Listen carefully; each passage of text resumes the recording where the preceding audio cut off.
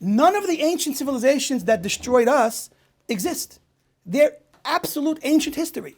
The only ancient history that is current news is the Jewish people. It defies all logic and all of nature. We're the only ancient history civilization that's making the front news headlines 2023. Be proud of that a little bit, right? We're the only ones alive today.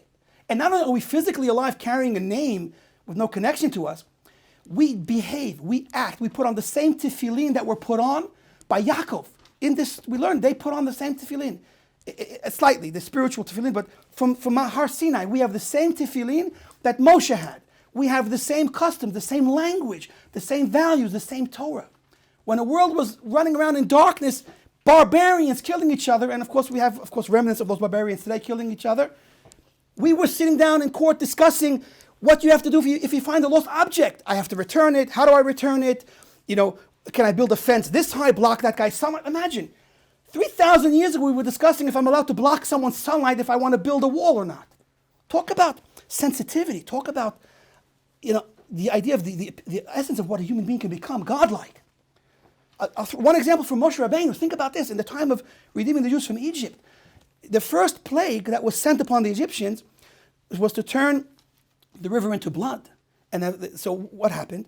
When it came time to do that plague, that miracle, so who was supposed to do it? Who would you think? Moshe. He's in charge over here.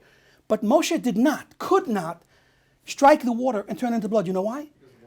Because the water helped him. Look at the level of sensitivity. We're talking about a crisis situation. The Jews have to get out of slavery. Moshe came to take them out. But what's more important is not to contradict these essential realities that when you're so close to God and so close to truth, you become one with the world. You become one with the essence of all of creation. You cannot physically pick up your hand and strike a water that helped you. Imagine how we treated human beings. Imagine. This is Moshe, 3,000 some odd years ago. This is what is still alive today. The sensitivity of a godly man, a sage that walks in our times, in our generation. I'll take one story which is so crazy that people listening to this will think it's a lie. But it's not. Rav Moshe Feinstein, again Moshe, from Moshe to Moshe, another Moshe. Rav Moshe Feinstein was the Gadol Ador, was one of the greatest sages of about 50 years ago. He was leaving from whatever event he was at, and one man was just he wanted to be helpful so much to Gadol Ador that he said, let me help you, I want to help you. And he ran to open the door for him to get in the car.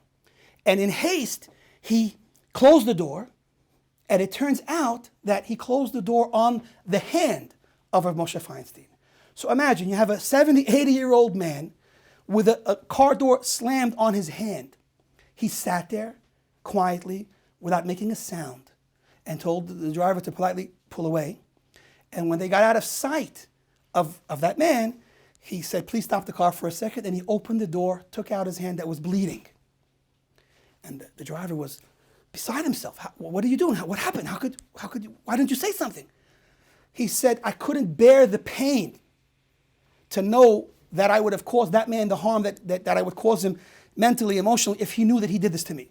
And so he endured the pain until he was out of sight in order not to hurt that person.